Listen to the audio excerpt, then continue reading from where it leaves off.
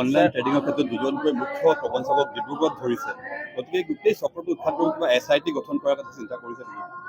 যিমানখিনি এনেকুৱা কাম চলি আছে আমি ৰাইজৰ সহযোগিতা বিচাৰিছোঁ। ৰাইজে জনাব লাগে যোনে য'ত এনেকুৱা কামত আছে, আমি গোটেই বস্তুটোকে নোহোৱা কৰিম। কিন্তু ৰাইজক মই এটাই অনুৰোধ কৰিম যে ৰিজাৰ্ভ বেংক আৰু ৰিজাৰ্ভ বেংকৰ অনুমোদিত সংস্থাতহে যাতে নিজৰ টকা পইচা জমা কৰে, নহ'লে বাৰে বাৰে আমি এনেকে ঠগ আৰু প্ৰবঞ্চনাৰ বলি হৈ থাকিব লাগিব।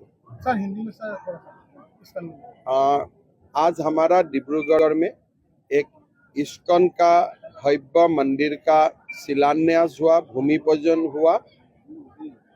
ये भूमि पूजन अनुष्ठान में भाग लेने का मेरा सौभाग्य हुआ। मेरा मानना है कि जल्दी ही ये मंदिर बन जाएगा और डिब्रूगढ़ का और साथ में हमारे पूरा अपर असम का जो हमारा जनता है सबको एक स्पिरिचुअल प्लेस मिल जाएगा। ट्रेडिंग हो रहा है, ट्रेडिंग का जो हम लोगों ने अपना जो भी जिम्मेदारी है वो निभाने का कोशिश कर रहा हूँ। एक्शन शुरू हो गया है और हम ये पूरा जो स्कैम है, ये स्कैम को हम उजागर करके रखेंगे। सर डिब्रूगढ़ में बहुत सारा अभी तक शायद 30 से ऊपर लोग अरेस्ट हुए। सर डिब्रूगढ़ में बहुत सारा चिकित्सक का नाम आ रहा है आसाम मेडिकल कॉलेज। देखिए मैं व्यक्तिगत होने नहीं चाहूँगा, वो मेरा काम नहीं है, ये तो आप लोगों का काम है। চবকে যোন যোন এইটো কাম কৰিছে উইদাউট ৰিজাৰ্ভ বেংক পাৰ্মিশ্যন সকলো এৰেষ্ট হ'ব। কোনো মই ব্যক্তিগত কোনোবাৰ নাম ল'ব খোজা নাই, কিন্তু যোনে এই কাৰবাৰটোৰ লগত জড়িত আছিল আৰু ৰিজাৰ্ভ বেংকৰ অনুমতি নোহোৱাকৈ আমাৰ দেশত কোনেও বিত্তীয় লেনদেন কৰিব নোৱাৰে।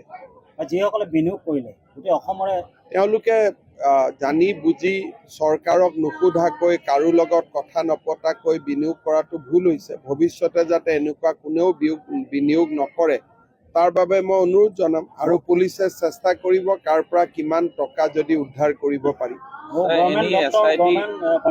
মোক ব্যক্তিগত নকৰিব আৰু কাৰোবাৰ SIT বুলি কথা নাই। CID কেছটো কৰি আছে, কৰি থাকিব। যদি আমাক কিবা স্পেচিয়েল মানুহৰ দৰকাৰ হয় তেতিয়া SIT হ'ব, গতিকে এইটো DGPয়ে সিদ্ধান্ত ল'ব। স্যার কালি ডিব্ৰুগড় আমাৰ পুলিচে আমাৰ বাইট দিছে যে অন্য ষ্টেটতো এইটোৰ মানে আছে, মানে বেলেগ গোটেই অল অভাৰ ইণ্ডিয়াতে হয় আৰু আমি ভাৰত চৰকাৰকো আমি জনাইছো তেনেকুৱা ঘটনা এটা চলি আছে। Thank you sir.